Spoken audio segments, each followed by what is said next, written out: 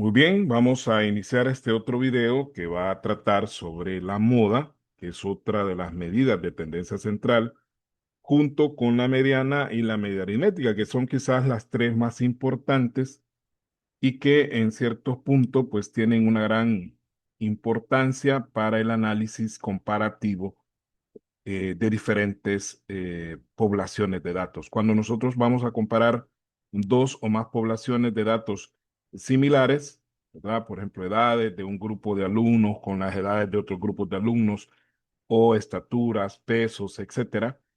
Estas tres variables son de suma importancia junto con las variables como las medidas de dispersión que serán objeto de videos posteriores. ¿Qué es la moda? Bueno, vamos a simbolizarla con MO y vamos a definirla como que es el valor que más se repite dentro de la serie, ¿verdad? Es decir, es ese valor que tiene más frecuencia que todos los demás. En aquellos casos, en algunos casos existe una sola moda. Eso es lo más normal, lo más típico, que haya un solo valor que sobresalga en cuanto a su número de veces que aparece con respecto al resto. Y se dice que la serie es unimodal, ¿verdad? Tiene una sola moda. En otros casos, que son menos frecuentes, pueden haber dos o más modas, en cuyo caso se le conoce como distribuciones polimodales o que tienen varias modas. Y aquí tenemos ilustrados los dos casos.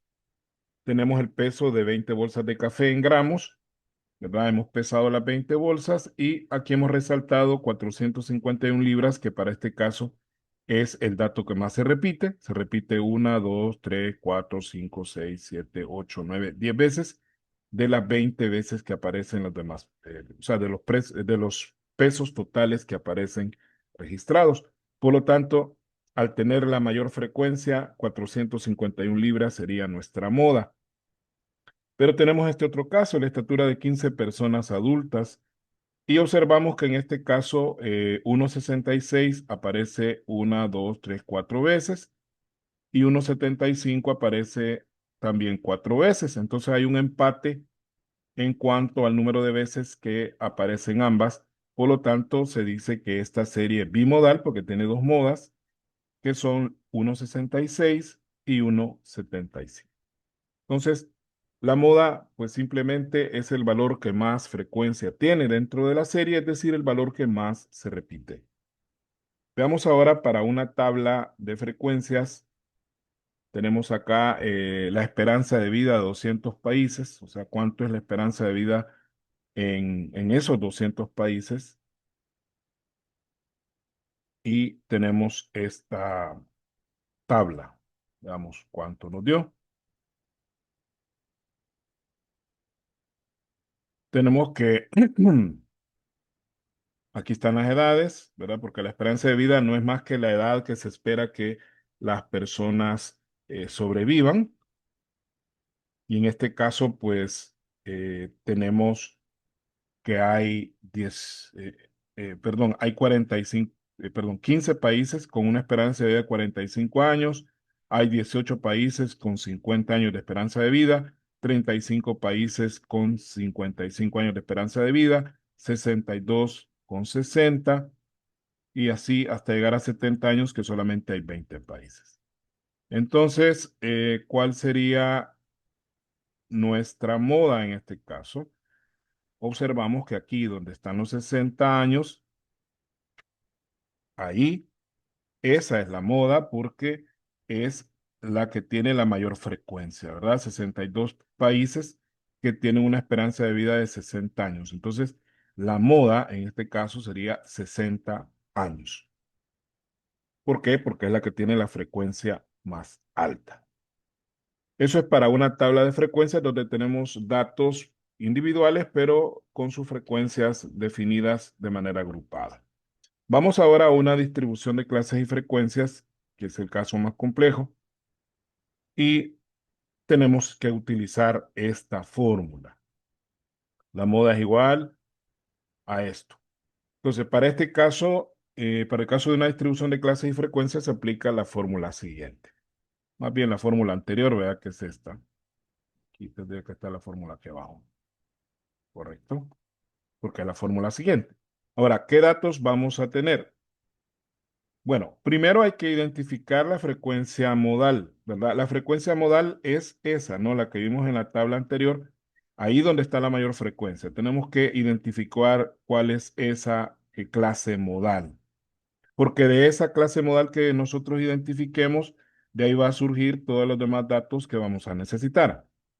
Porque el delta 1, este se lee como delta 1, un símbolo griego, que se utiliza en algunas áreas como sinónimo de diferencia, ¿verdad? Diferencia.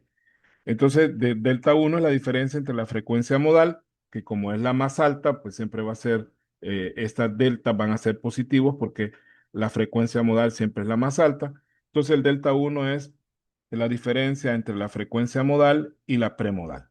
De la premodal es la frecuencia que está justo anterior a la frecuencia modal y el delta 2 es la diferencia entre la frecuencia modal y la posmodal. La posmodal es la frecuencia que está inmediatamente después de la frecuencia modal. Y el límite inferior real de la clase modal, ¿verdad? Así como hicimos en la mediana, también tenemos que calcular el límite inferior real de esa clase modal y el IC, que es el intervalo de clase, ¿verdad? Que ese ya viene definido desde que armamos la distribución. Vamos a ver este ejemplo eh,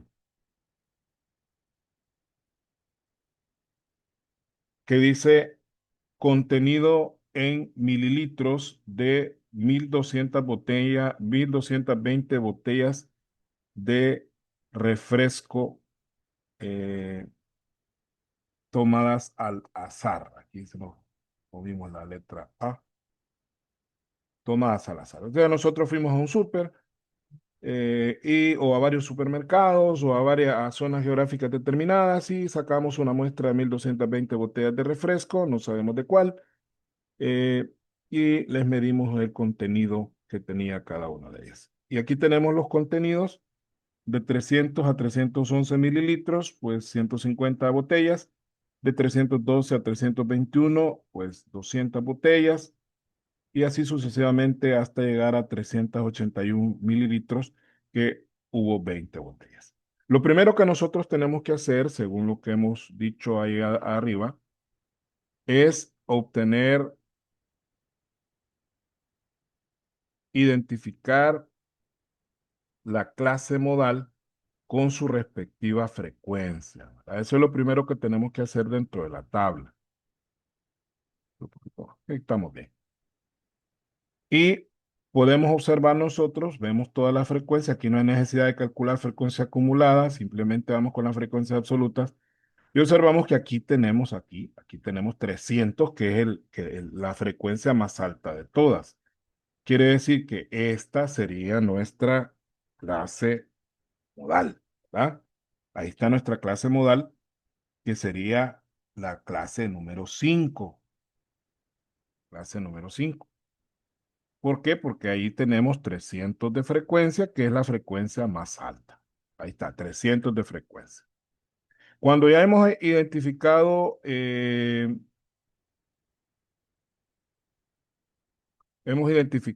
la clase modal, entonces vamos y identificamos la clase premodal y su respectiva frecuencia.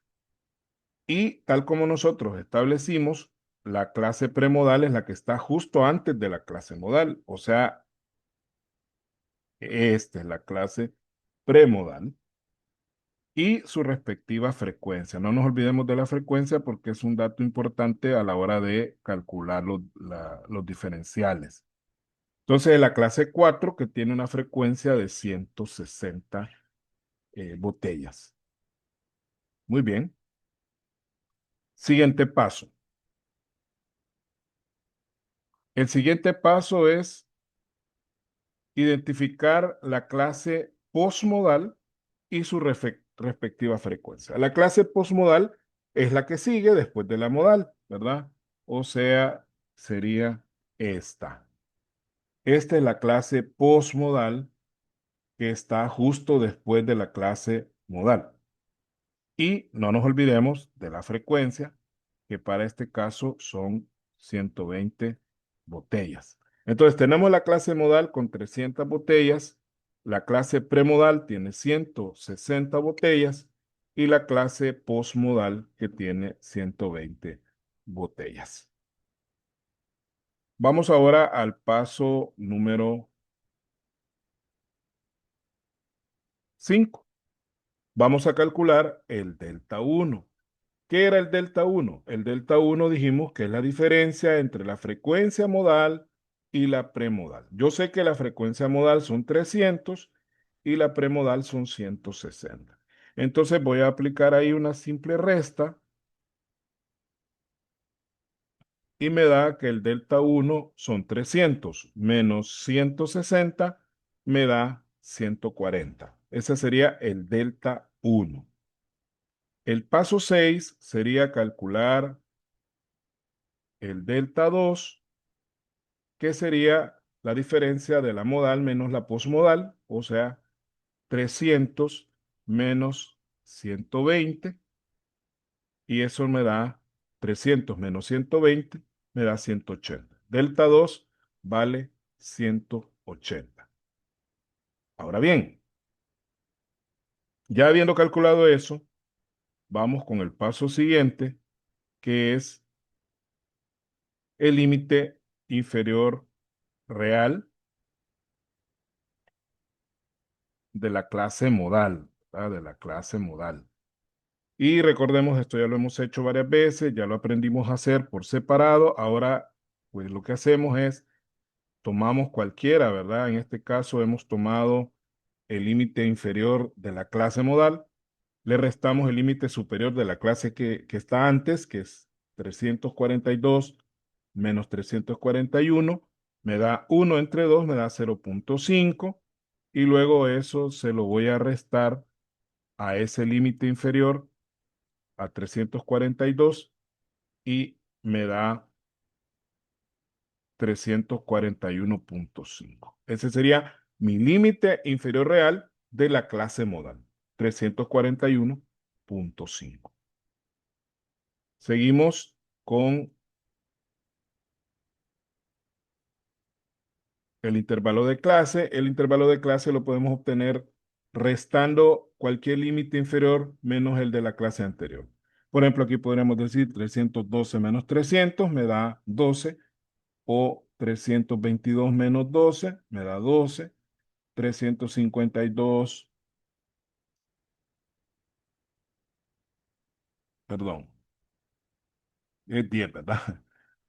Aquí hay un error, quiero ver, veamos. Bien, veamos acá.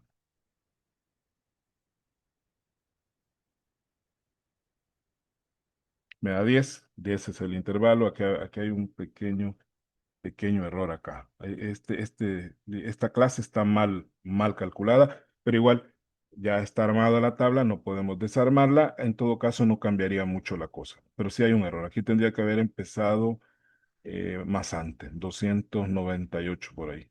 Pero igual, los demás sí están calibrados, ¿ves? Son 10 de diferencia entre ellos. El intervalo de clase es 10. Y tenemos acá, lo único que nos queda es aplicar la fórmula.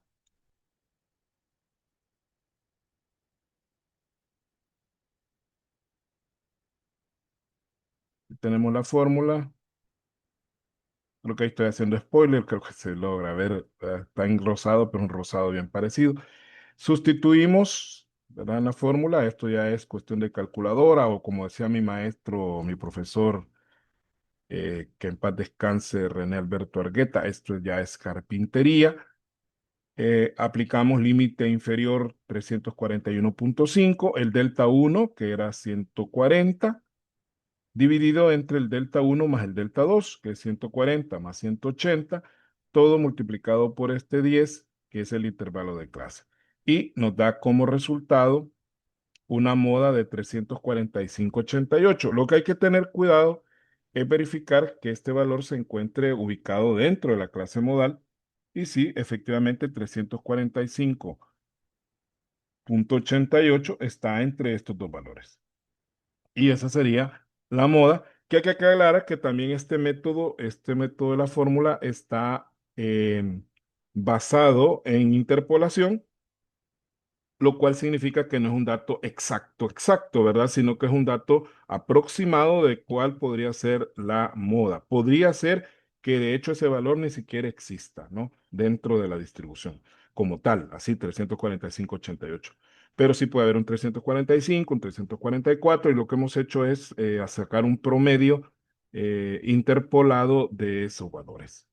Esto ya es cuestión de otro tipo de temas, como es la interpolación, que es un tema que también tengo yo en video, que si puedes, lo pueden buscar y ahí van a encontrar, pero aplicado a la matemática financiera. Muchas gracias por su atención y nos vemos en el próximo video, que ya serán sobre las medidas de dispersión.